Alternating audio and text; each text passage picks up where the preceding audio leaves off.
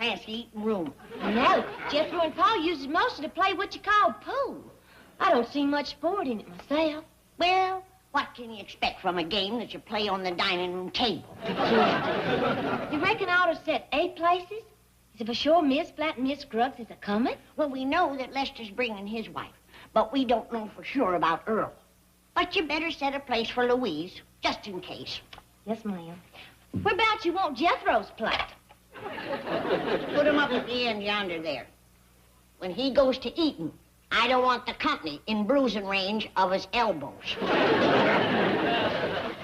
How's it going, girl? Jed, why ain't you on your way to the airport? You're going to be late picking up Lester and Earl. Well, according to Jethro, we got plenty of time. He says he's got a new way to get there. I wouldn't trust no shortcut if that eating machine picked it out. Well, this ain't no shortcut. He says he got something new he put on the truck. What is it, Paul? I don't know yet, Ellie. I think he wants to surprise me with it, but he says it's going to be a real time saver.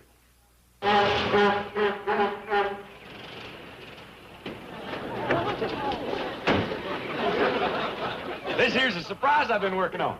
Looks kind of like a windmill. I call it my traffic jam jumper. Hop in, I'll show you how it works. Well, now, boy, we don't want to be late meeting Lester and Earl's plane. That's where this rascal's gonna come in handy. Suppose we was driving down the freeway, and there's a big traffic jam up ahead. We don't sit there and fret and fume. What do we do? Throw this out of gear, throw this into gear, give this a yank. Here we go.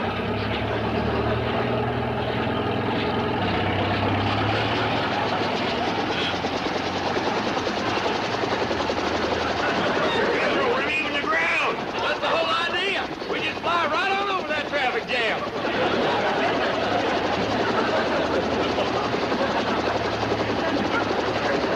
He's up in the air, all right, but how do we move ahead? Guess I forgot to figure that out. Did you figure out how we get down? Oh, yeah, that's easy. Just shut off the engine.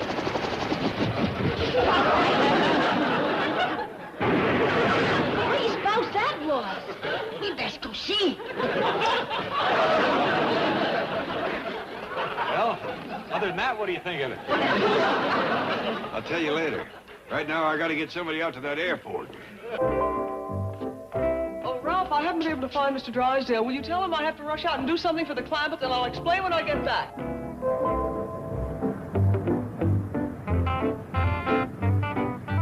I hope it isn't too breezy back there, Mrs. Flatt. Oh, no. I was all prepared to ride in the Clampett's truck. This is a pleasant surprise. Yeah, mighty nice of you too, Miss Hathaway. Yes, ma'am. We sure do appreciate it. My pleasure. I'm a great fan of your music. Unfortunately, I don't get to hear you very often. I tell you what, we'll be doing a couple numbers as soon as we get to Jed's place. Yeah, Granny always makes us sing for her supper. You're sure invited for listening and, like as not, eating too. Oh, I wish I could accept, but I'm afraid I have to dash right back to the office. Oh. Well, why don't you boys do a number 4 right now? How about it, Lester? Oh, that would be an imposition. I couldn't ask you to perform in an open car. We played in worse places. And for smaller audiences. Margaret, I've asked you not to call me on this car telephone. It's for business. All right, dear. What have the Clampetts done now? You saw them where? What? In their what? Margaret, trucks do not floss. All right, dear, go back to your bridge club. I'll do something about it. I'll get her a new psychiatrist. Talk about obsessions. Now she thinks those hillbillies hover in the air. Oh. Get me Crestview 67399. How about you girls joining in? Well, I'm game if you are. Lester doesn't think I'm much of a singer. Now, Gladys, I never said that. Well, why don't you let me go out on the road with you and perform then? Well, darling, that's because you don't sing her kind of song. If you let me sing my kind of... Here we go. Everybody in the same key now. Little Brown Jug. You and me, little brown jug, I love thee.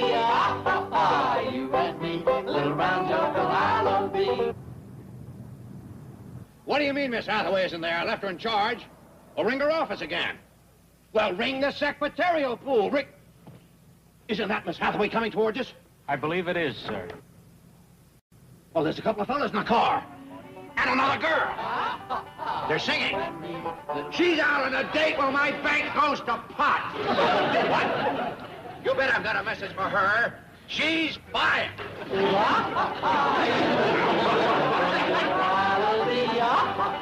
You and me, the bounds of Wallaby.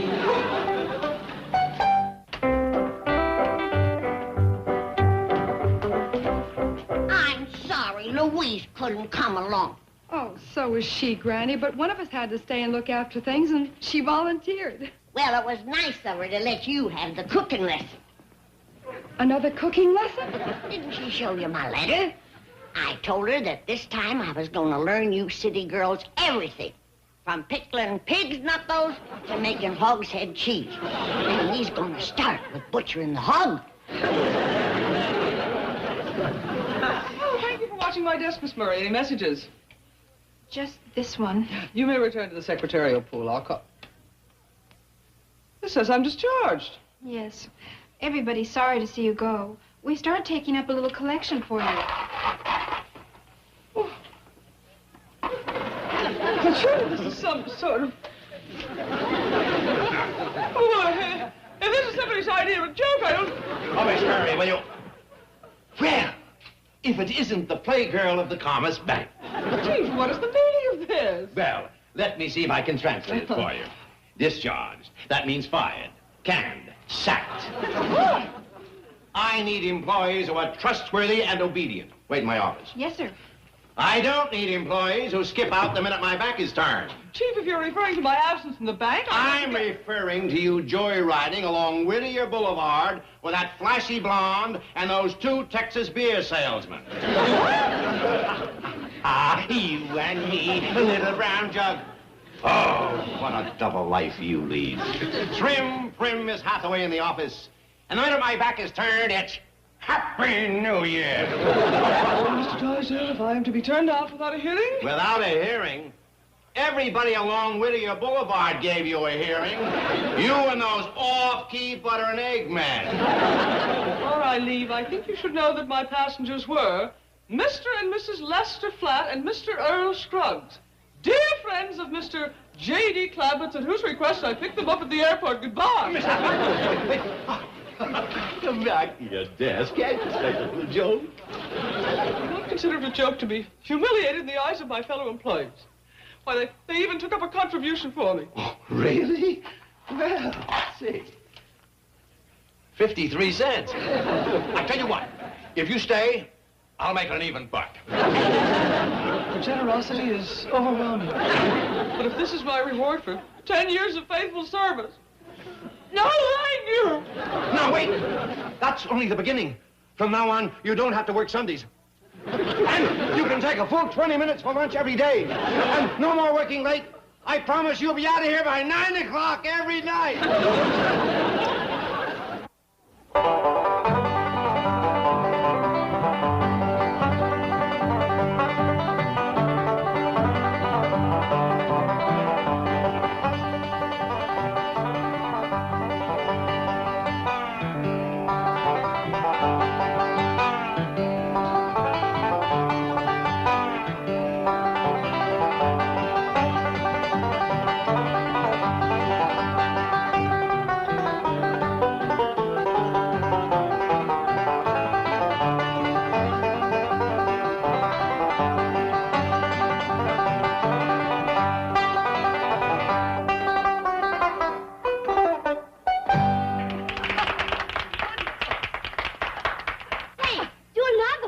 Thank you, Ella Mae, but my wife Gladys is real fond of singing. I'm going to ask her to do a number for us.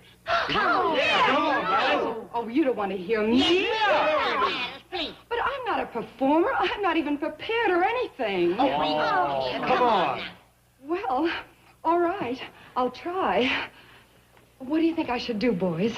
How about that song you've been rehearsing for 2 weeks? Yeah, that one you bought that special new dress for. All right, boys. But I think the lighting and the acoustics are better in the entrance hall. Oh, and fellas, on your accompaniment, I'd like you both to be playing guitar. And when we get to the rubato strain on the reprise, glissando into the major seventh, and we'll take it moderato on the subdominant, okay? There she goes with that music school talk again. Yeah, I wish I knew what it meant. Me too, Lester, me too. We didn't know Gladys was a singer. This is gonna be a real treat. I'll say. Yeah, boy. Now, don't go to getting your hopes up. Gladys is a sweet woman, and she tries hard. But she ain't never gonna be no Minnie Pearl. Nobody till somebody loves you. You're nobody till somebody cares. You may be king, you may possess the world and its gold, but gold won't bring you happiness when you're growing old. The world still is the same, we'll never change it. Just as sure as the stars shine above,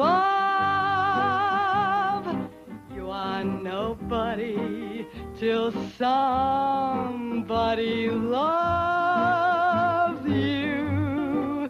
So find yourself somebody to love. Shall I fetch your truck around now, Granny? It's all fixed. All right. Now, you see what I mean, Jed? She's got a pleasant voice, but it just ain't got no power to it. She wants to go on the road with us and sing at fairs and such. Why, you'd never hear her over the livestock, Judge. Chickens cackling and pigs squealing would plumb drown her out. Well, this is the prettiest dress I ever did see. Oh, thank you, Ellie. But take my advice, Gladys. Don't wash it in hot water no more. It's putting your shrunk off you now. All right, Granny, I'll be careful. Well, you better change. This ain't no dress to wear walking around the stockyards. Stockyards? Jethro's gonna drive us down to pick out the hog to butcher. Granny, I thought maybe once you heard me sing that you might want to forget about the cooking lessons. Oh, no, honey. Just 'cause you ain't a world beater at one thing don't mean you can't do another.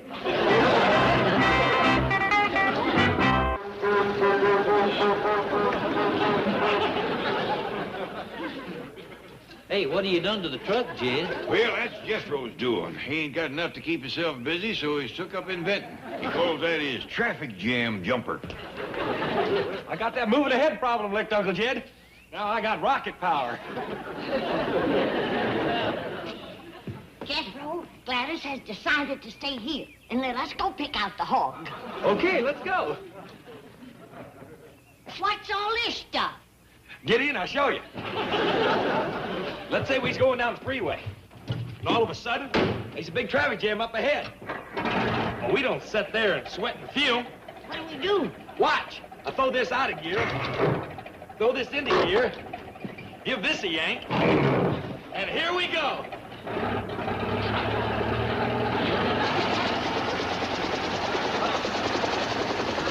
Hang on, Granny!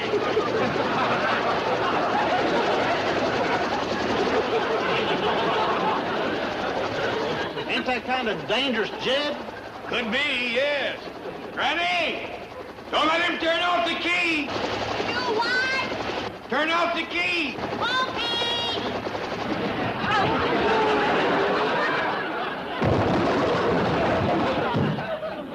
Like I said, the boy ain't got enough to keep himself busy.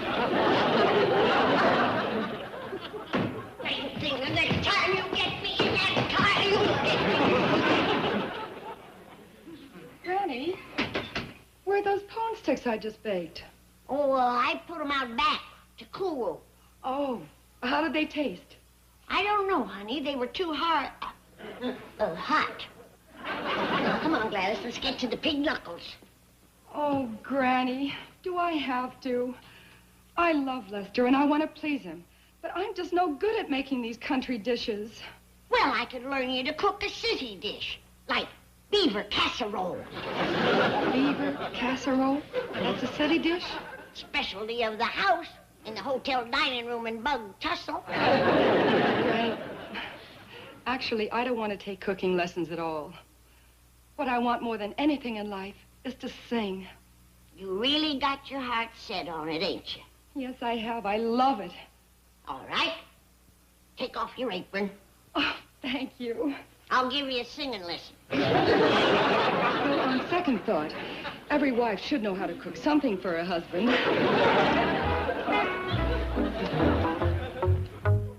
Yeah, Lester, you got yourself a problem. A woman as pretty as Gladys would likely be a big drawing card in fairs, rodeos. Oh, she's pretty, all right, and sweet as sorghums, but... You know, Lester, I've been thinking, maybe if Gladys had sang right into a microphone and we turned the volume up as high as it'd go... Oh, it ain't just her voice, Earl. She just won't want to learn no proper song. She don't? Oh, I've tried my best to get her to sing Stompin' the Clover, Sweet Nellie, and The Sinking of the Titanic. And she don't want it? Oh, she wants to sing songs like Stardust, Night and Day, and Smoke Gets in Your Eyes. I never heard of them. Well, you see what I'm up against. I do for a fact. Well, cheer up, Lester. Maybe Granny will teach her to cook so good she'll want to stay home in the kitchen. I sure hope so. Say, Jed, what kind of wood is this? I've dulled 3 blades just to trying to whittle it. Me too. It is tough, ain't it? Yeah, where'd you get these? I found them laying on the bench. Hi. Darling, how's the cooking lessons coming along? Just fine, Lester. I already baked some corn pone sticks. Well, ain't that dandy? They're my favorites. How about a taste? All right. Granny put them out here to cool.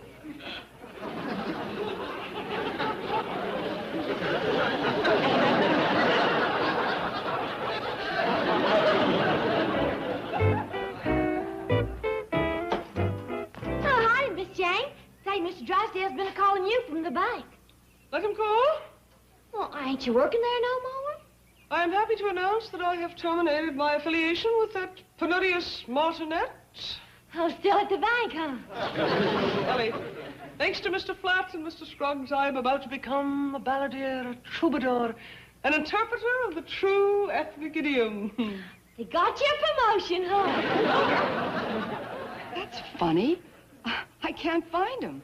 Have you seen anything of him? Not me. Have you, Earl?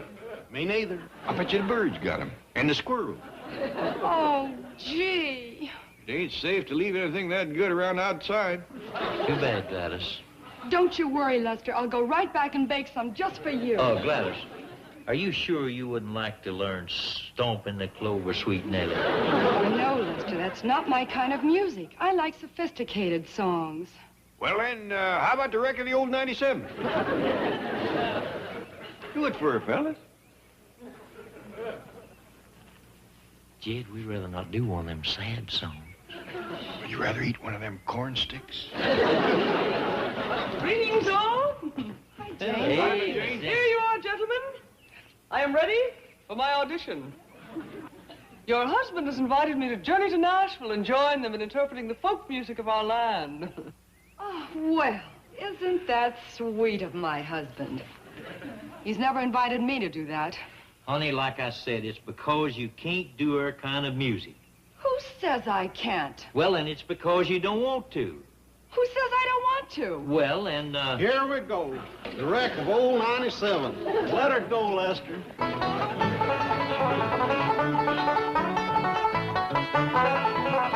all they gave him his orders. Monroe, Virginia, Steve, you're way behind time.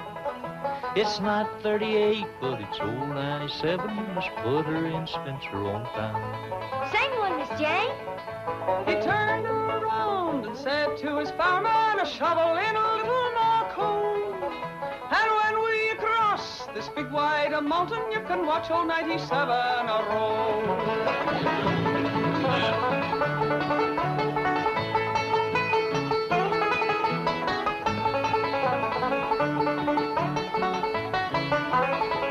Come on, Gladys, now show us what you can do. the mighty rough road from Lynchburg to Danville. It's lying on a 3-mile grade. It was on that grade that he lost his air brakes, and you see what a jump he made. Bumpus, of course, Jed.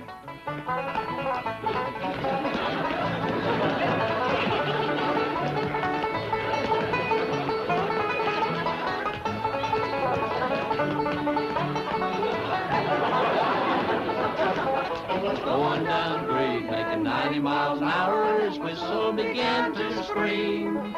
He was found in a wreck with his hand on the throttle and was scalded to death by the sea.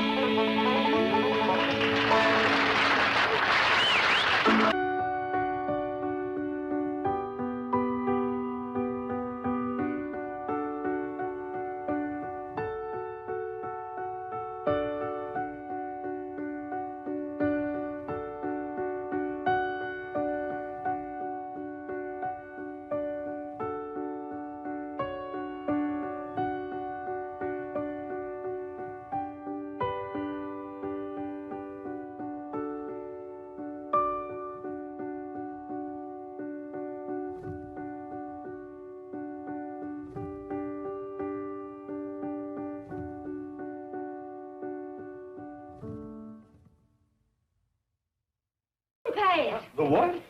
The launching pad. I promised Jethro I'd light his rockets first. Wait a minute. Well, I can't, Pa. Jethro's in his countdown, ready to be shot into space.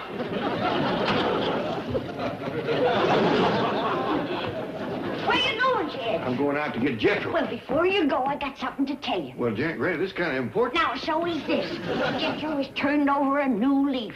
No more putting windmills on the truck and trying to fly and such foolishness. Yeah, Granny, I'm afraid it's kind of... Now, listen to me, kid.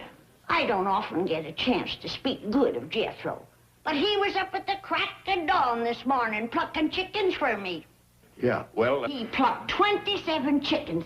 I got him in the icebox in the freezer. I'll see you. T-minus 20 seconds. Light the matches. T-minus 15 seconds. Light the skyrocket.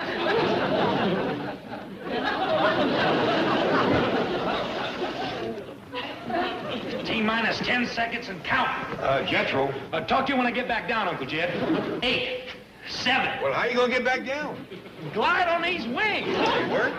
Well, I hope so. 5, 4. Well, I'm glad to see you wearing a parachute. What parachute? This is my lunch. 2, 1, 0. Stop!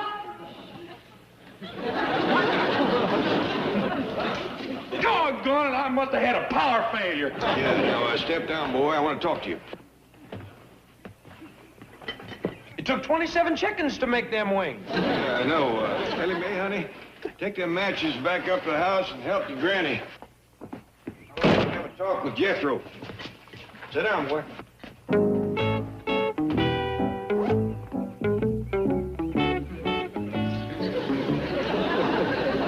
Want some lunch, Uncle Jed? No, thanks.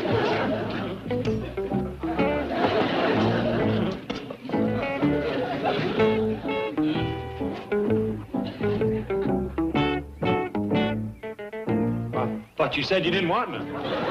Boy, how were you going to eat all that stuff up there in the air wearing them wings? Well, I'd have figured that out. I got an awful quick mind. But that's one reason why I was cut out to be an astronaut. You got another reason? Heck yeah, lots of them. Uncle Jed, this country's in what you call a space race.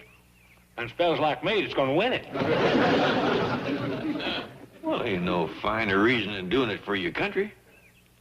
Yeah, it's mostly for my country, but there's something in it for me, too. Like what? Like glory. Them astronauts gets a hog trough full of glory. I see. Presidents calls them on the phone, gets put on television, pictures in the paper, ticker tape parade, big hug and a kiss by your wife. You ain't got no wife. I know. I'm gonna be the first single fella to get all that glory. Them girls gonna be hanging around me thicker than cats at a fish fry, scrapping with one another. See who gets to hug me first. Strap them rockets on me. I want to get up in space and back down quick. Hold on there, boy. What for? It seems to me you got a little more planning to do. Heck no. I'm ready. Quicker I go, quicker I commence getting that glory. Well, that's just it. You do it like this, and you're going to miss it. What you mean? Well, who's going to know you've been up in space besides Ellie and me and whoever you hit when you come down? Yeah, I see. Maybe I ought to have more of that, what you call publicity, newspapers, television and all, huh? That's right. This is a big, important thing. Don't forget, there's been 27 chickens done laid down their lives. Yeah. Let's talk this over with somebody like Miss Jean. Don't forget, she's awful smart about such things. I'm sorry to have to tell you this, Mr. Clabbett, but Miss Hathaway's no longer here.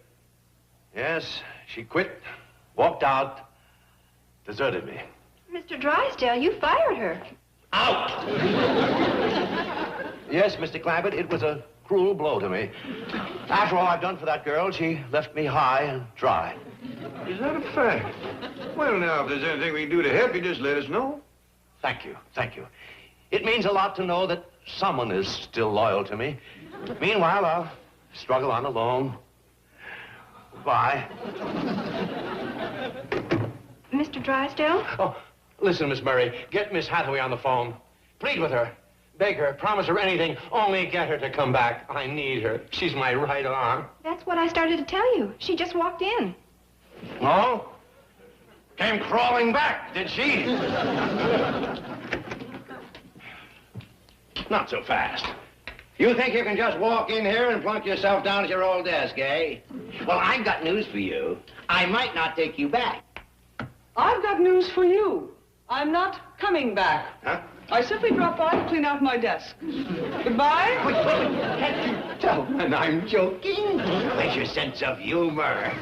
Now, come on, sit down and go to work. And I won't even dock you for the half day you missed. Mr. Drysdale, I was unjustly accused of neglecting my duty, summarily discharged, and replaced without even a chance to defend myself. Oh, that's terrible. Well, I think perhaps this has all happened for the best. I have always wanted to pursue a career as a folk singer, and now I shall. You a singer? Wait a minute. I think you're great. Didn't you hear me applaud? I heard you laugh. Well, that's because I'm happy. Now, I've got a great idea.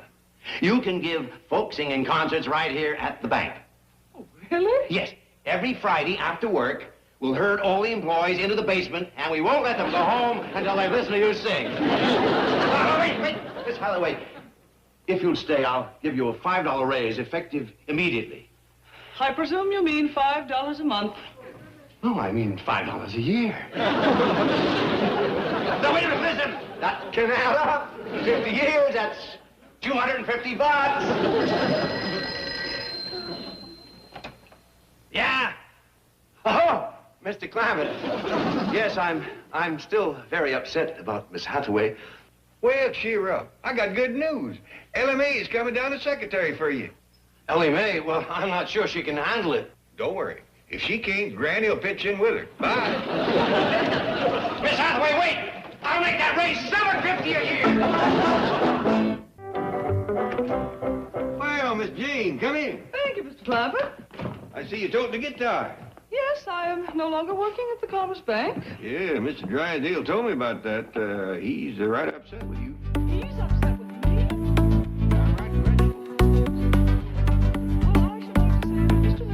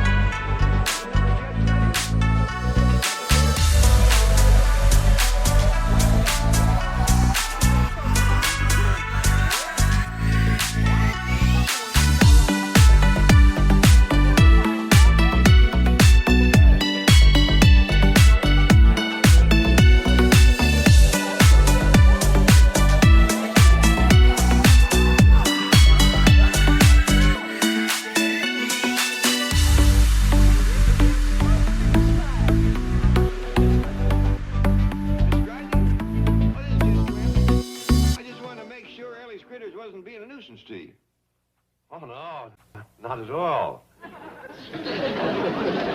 I love the little thing. Lots of company. Plenty more around here if you want them. Not right now. The goat had just had some what? Negotiable security. Wow. She's hard to please. You're lucky you found something she likes right off. Mr. Clappett, come quickly. Jethro says he's going to rocket himself into space. He's on his way to the launching pad now for the countdown. Talk to you later, Mr. Drysdale. Well, so long, Granny.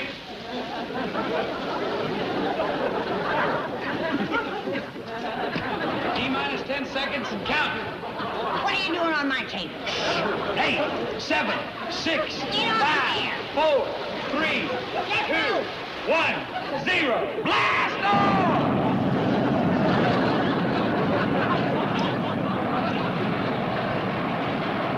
Where'd he go?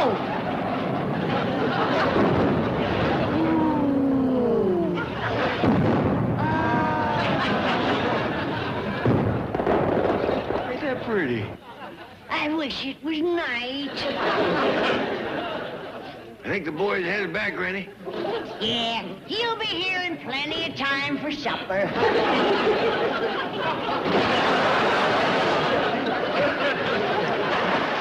Must be what he calls a splashdown.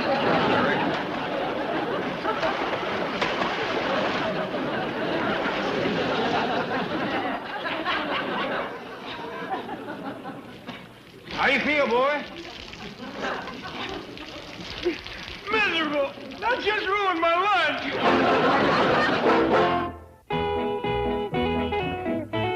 Ed, we gotta put a stop to that astronaut foolishness.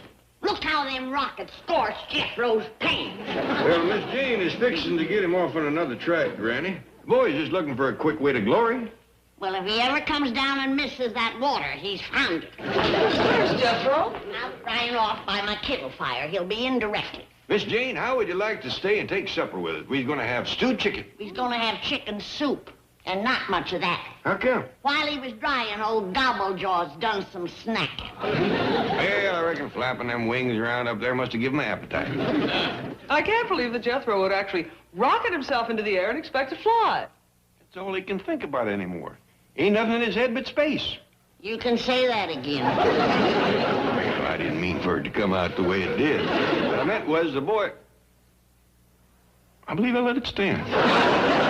Well, all dry now. Ooh, Miss Jane, I didn't know there was women here. I'll go get you some other pants.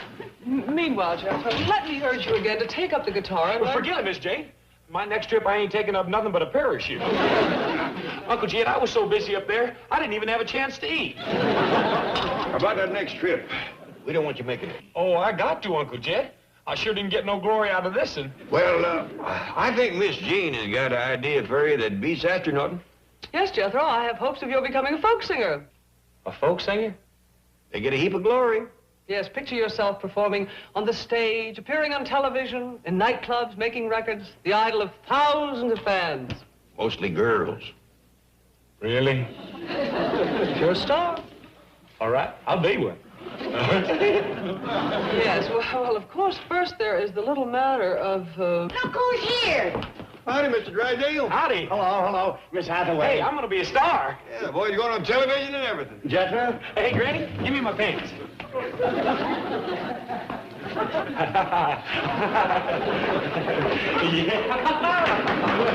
that's a great act. The boy's got a lot of talent. Miss Hathaway. Are you fixing to stay for supper, Mr. Drysdale? Wait, don't ask him till I see if the human silo left any soup. Miss Hathaway, please come back to the bank. What's the matter? Ain't Ellie doing a good job? Oh, yes, wonderful, but I need Miss Hathaway, too. Sorry, Chief, that is ex-chief, but I have an appointment to audition for a theatrical agent. Oh, please. Well, now, don't fret, Mr. Drysdale. Like I said, Granny'd be glad to pitch in and help. That's all I need. Well, that's settled then. Uncle Jed, can I borrow your Corton guitar? Well, sure, boy. Miss Jean's going to audition for her agent. You can go along. Well, let's go. Just a moment. Jethro, you'll need preparation first. I'll talk to the agent about you. Meanwhile, practice, practice. Bye. No, wait! Please. I checked the chicken pot, Mr. Drysdale. There's plenty of soup. You can stay for supper. No, I can't. I need you at the bank. Oh, then I better change. Where's he going? Well, I reckon he couldn't wait. Jethro'll drive you down. Oh, Miss Jane says I got to practice. Practice what? Folk singing. I'm going to be a star. Him? Well, Miss Jean thinks he can sing in front of a big audience. Sure be a lot safer than astronauting.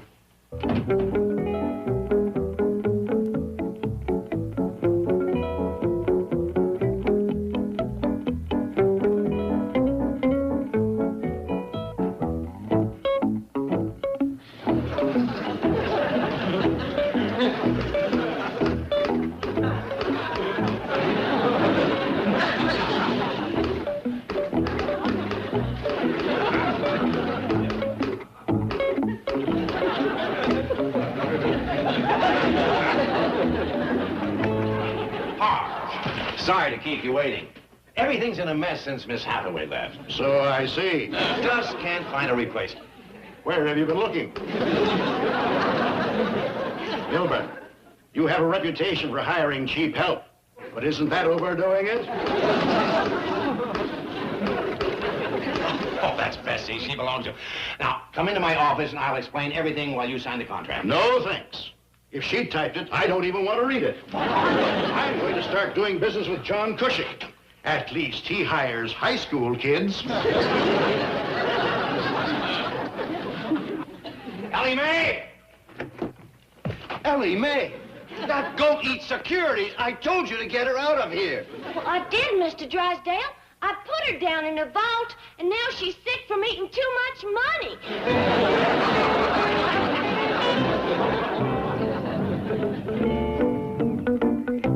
I'll just be a moment, and I assure you I'll give a much better performance with my own guitar. Miss Hathaway, I think it's going to take a little more than your own guitar. Can't you come up with some kind of a gimmick? Mr. Sherman, I am a singer of pure ethnic folk songs. Well, right now, they're selling about as fast as used Edsels. Hey, Miss Jane! Oh, dear, I'm afraid this young man is going to want to audition for you. What does he play, the electric wheelbarrow?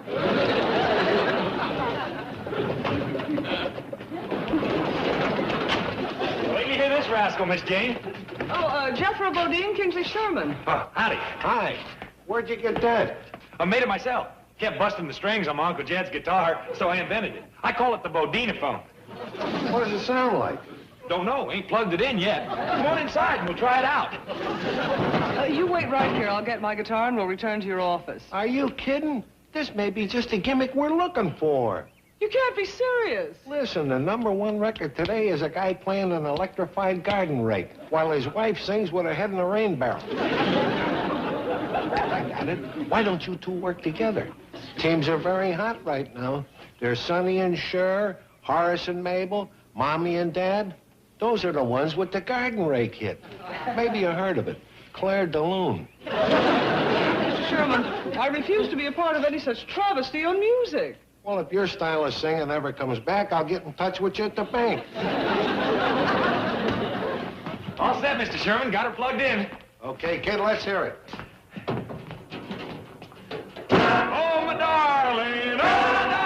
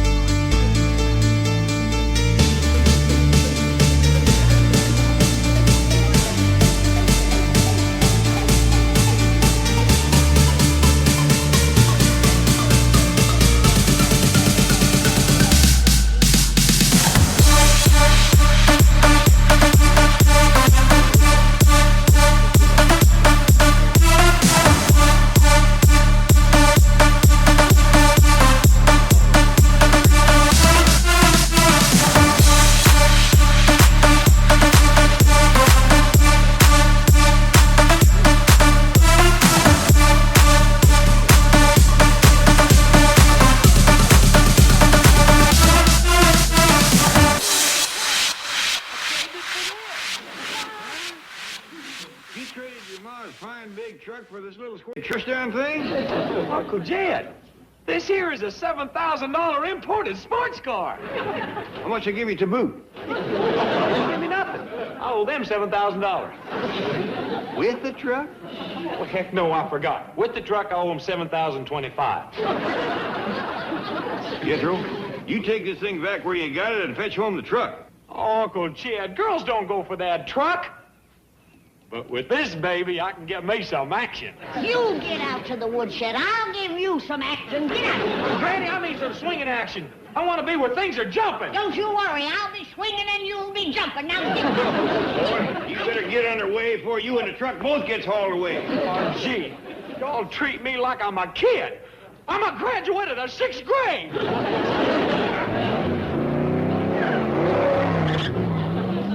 Here's what too much education has done. Back in city living. Now, Granny.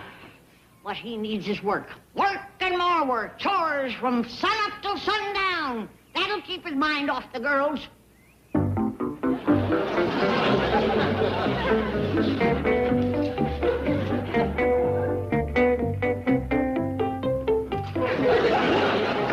Excuse me, Chief. Here are your files on the Mammoth Picture Studios. What for? Why, you're meeting with Mr. Chapman. I don't need those. All I'm going to do is fire him. Why? 2 months ago, he brought an actress over here from Sweden and put her under contract for $10,000 a week. Oh, yes, Ulla Bergström. I found out she'd never made a movie in her life. No, but she was the sensation of Europe in Chekhov's play, The Cherry Orchard, and she's done some other fabulous things. Well, she's doing one right now, sitting up there at the studio, collecting $10,000 a week for nothing. Well, Chief, it's her first picture, and they just haven't been able to find the right script for her. Well, I got it right here. It's called A One-Way Ticket to Sweden. On a tanker? We're through squandering money on that Swedish meatball. 8 weeks at $10,000 a week. Oh, wait till I get my hands on Chapman. Chief, he's making movies, not packing crates. He's dealing with sensitive, creative artists. You can't turn out dreams on an assembly line. Only it's time someone started running a movie business like a business. Miss Hathaway? Oh, come in, Mr. Chapman, and sit down. Stay on your feet. This won't take long.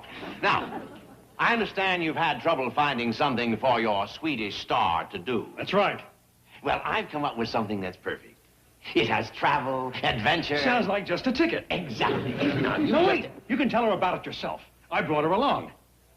Come in, Miss Bergstrom. Miss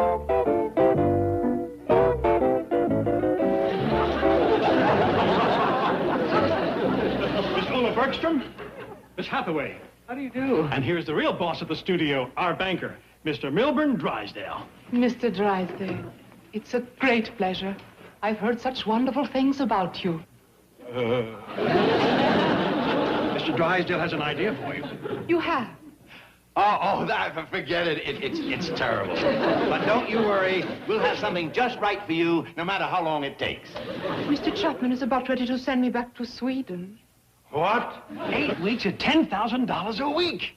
Larry, we're making movies, not packing crates. We're dealing with sensitive, creative artists. You can't turn our dreams on an assembly line. That was beautiful. It just happens to be the way I feel. Now get busy and find something worthy of her talent. There's a part I'd love to play, but Mr. Chapman does not think I should attempt it. Oh, why not? Well, it's a part of a poor sharecropper's daughter. She'd have to talk with a backwoods accent. I can do it. I know I can. Oh, it's a real challenge. Please give me the chance. What's the problem, Chapman? I speak to you alone. Excuse us for a moment. Make that half a moment.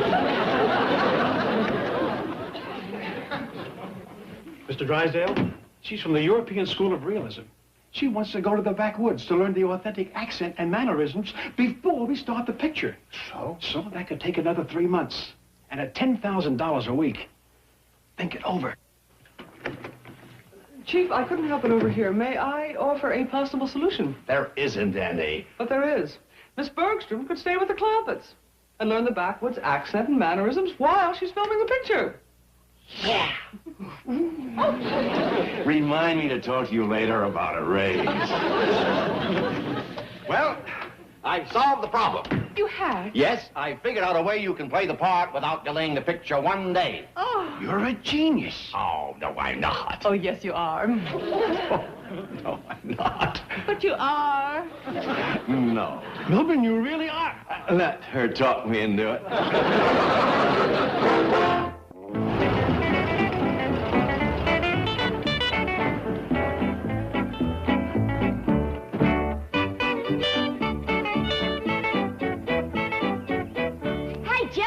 Wait till you see the chores that Granny's got for you to do. Oh, yeah? Well, you can tell Granny I'm running off to join the French Foreign Legion. What's the French Foreign Legion? That's where you go to forget a woman. What woman do you want to forget? Granny. How come it makes you forget? Because you're out in the middle of the desert, fighting and marching and getting tromped on by camels, and dying of thirst in the burning sand whilst the sun scorches you to a cinder. Why come you'd want to go to a place like that? Like I told you, to join the French Foreign Legion. It sounds awful. Ellie, I don't make the weather in France. Dumb old girl. Ellie, was that Jethro we heard? Well, yes, sir, Paul. Where is he? I got some chores wrote down for him. Well, he says he ain't gonna do no more chores, Granny. Says he's running off. What? Cut me a hickory stick. I'm gonna smoke his house Now, or kill him. Granny, we don't want to be in the midst of a family ruckus just when that poor little Bergstrom girl gets here. Well, is she just awful, poor old Paul? Well, I kind of figure she must be, Ellie. Otherwise, Mr. Drysdale wouldn't have asked us to put her up. I wonder why he ain't putting her up at his place. Well, probably because we've been through just what she's facing, being strangers in Beverly Hills. And that's a miserable feeling. Even worse for her. She's from a foreign nation. A place called Sweden.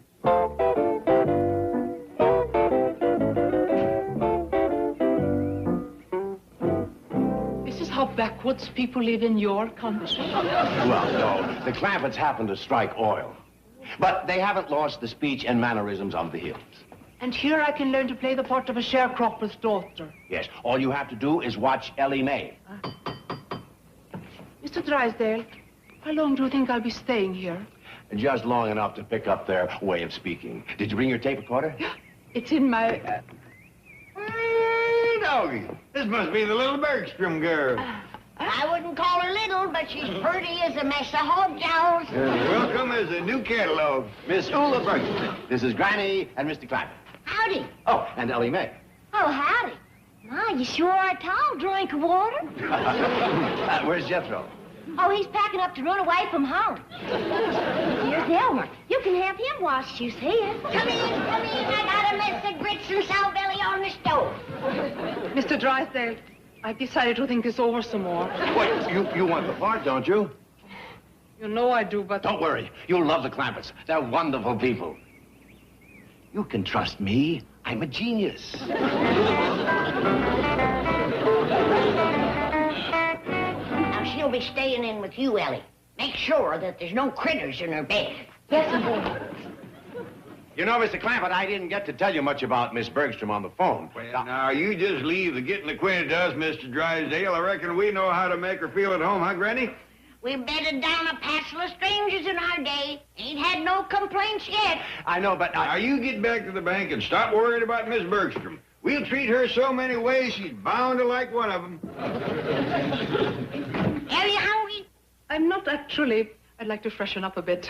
Would you like to take a dip in the cement pond? Cement pond? Ain't you never seen one of them? No, I don't think so. Sorry to be so long, Miss Ula, but I had to get Ralph out of your bed. What? Oh, he's just a little old gray squirrel. But he's getting a little nearsighted. Just don't stick your toes out from under the covers at night. Well, let's get the young lady settled in. Excuse me, ma'am, but what kind of hide is this? Alligator. I kind of thought that's what it was, but I didn't want to say nothing.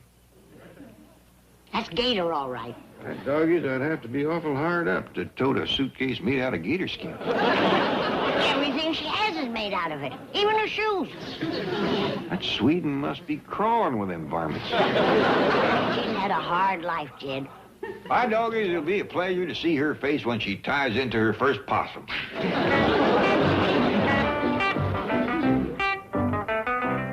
Bob, Uncle Jed. I'm running away from home. Yeah, that's what Ellie was telling us. All packed, I see. My clothes is. Now I'm gonna pack me some lunch. Pa, we's going swimming in the cement pond. Fine, Ellie. Oh, say goodbye to your cousin before he runs off. Goodbye, cousin. See you when you get back. I ain't coming back. This is goodbye forever. Okay. Bye forever. Bye, Lola. Coming, Ellie.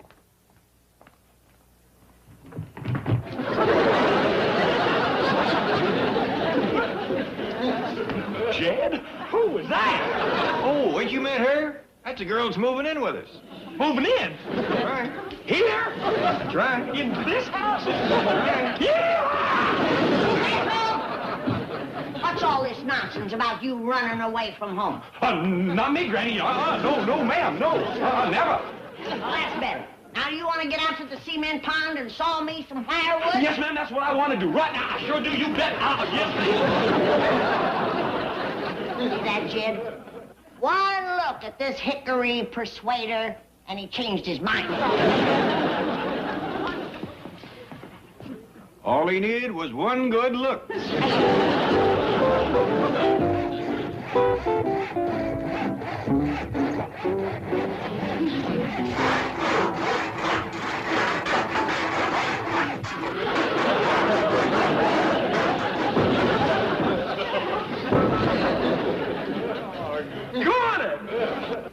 Jethro, you better stop sewing for a while. Reckon I'm gonna have to. I've done run out of benches.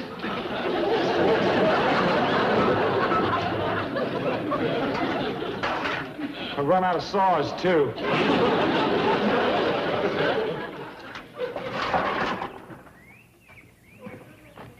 You certainly are strong, Jethro. No stronger than your average mule. Saw right through those marble benches. I bet you could saw through anything. Shucks, heck, fire. Tarnation. Wait. Let me get my tape recorder. Oh, how do you want me to saw it? Straight across or down the middle? Wait. You don't have to saw through the tape recorder. Oh, I can do it.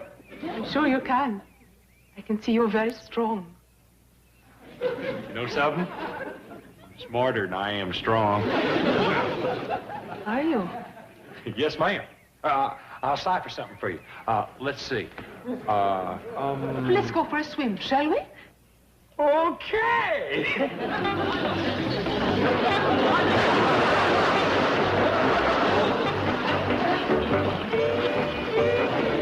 Hold in. I'll cipher for you once I'm swimming. 2 times 1 is 2. 2 times 2 is 4. 4 times 4 is 8. Well, did you have a good swim? Well, just laughing, Paul. How about you, Miss Ulan? Just larping. Good. And Jethro saw up all the wood I told him to. Wore out 3 saws. Now he's fixing all the marble benches. You didn't even have to tell him to do that. Come on, Nula. Well, just a minute, Ellie. Granny and me want to have a little talk with Miss Ula. She'll be along directly. Well, yes, sir, Paul. See you in a bit, Ula. Well, sit down. Would you like a cup of coffee? Thank you. Well, tell me, Miss Ula, how long you been in this country? 2 months. What you been doing all that time? Not a thing. Just sitting around. And I'm so anxious to go to work. What kind of work do you want to do, honey? Act in the movies.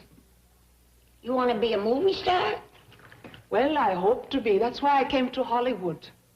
Uh-huh. Well, you ever acted in the movies before? Not yet, but I know I can do it. What did you do before you left Sweden? I was working in the cherry orchard in Stockholm. Cherry orchard, huh? I was in it for 18 months. Well, you must have been pretty good. You ever think of doing that over here? Oh, please. It seems like I spent my life in the cherry orchard. Before Stockholm, I went from one end of Europe to the other doing the same thing. Of course, when you're good at something. No, thank you. I came here to be in the movies, and with your help, I know I can do it. Well, we'll do everything we can. Of course, it's a big jump from cherry orchard to movie studio. I see it as a challenge. I'm going to show Hollywood that a Swedish girl can be a sharecropper's daughter and make good. Sharecropper's daughter. Well, we knew she was hard up, but now I see how she could eat so poor and yet look so good. What you mean? Well, she probably got all the cherries she could eat. Miss Ula forgot her pocketbook. Where's young Jed? Where is that sweet woman? I'm right here, boy. I got plenty more for you to do. Well, first off, take this to Miss Bergstrom. And then you can wash the windows. Yeehaw!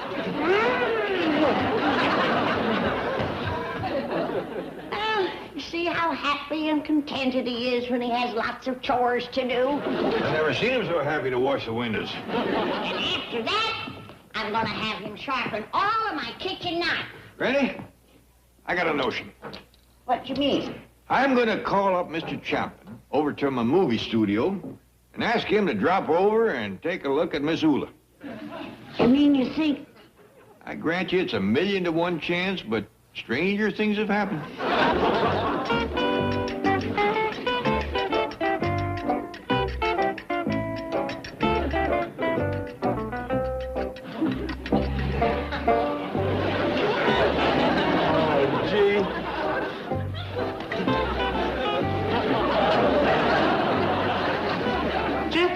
Yes, ma'am. Oh, yes, ma'am. Would you do me a favor? Anything, Miss Ula, anything. I'd climb the highest river or swim the deepest mountain. All I want you to do is help me with this movie script.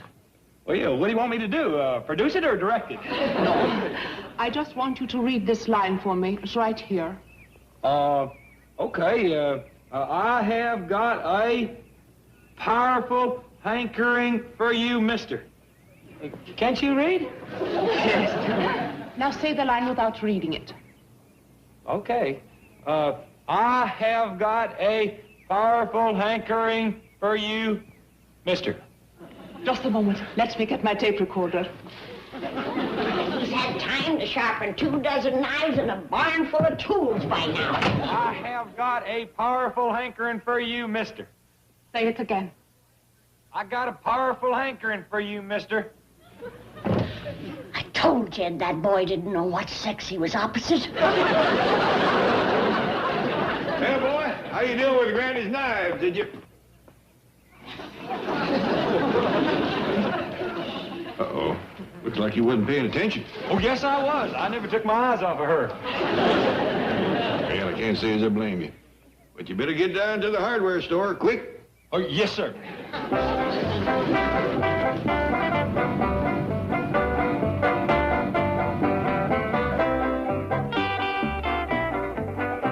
Where was Jethro going in such a hurry? To the hardware store. Catch him and you can ride along. Just a minute, Mr. Chapman. You see that little girl sitting over yonder? Oh, yes, sir? Well, she is a sharecropper's daughter out of Sweden. Her name is Ula Bergstrom. And I'd consider it a big favor if you was to put her in the movie. What? Just any little thing to get her started, and I'll see that you get a raise. But that girl... A raise? Dandy big one. How about it? It's a deal. Miss Bergstrom, my name is Chapman. Come along with me. Where are we going? To the studio. You're going to be in the movies. That's all right, Mr. Ula. You go along with him. Make us proud of you now. She will. But, Mr. Chapman, I don't understand. What is going on? Jed, where's Miss Ula going? She's going to the studio to be in movies. That's sweet of you, Jed.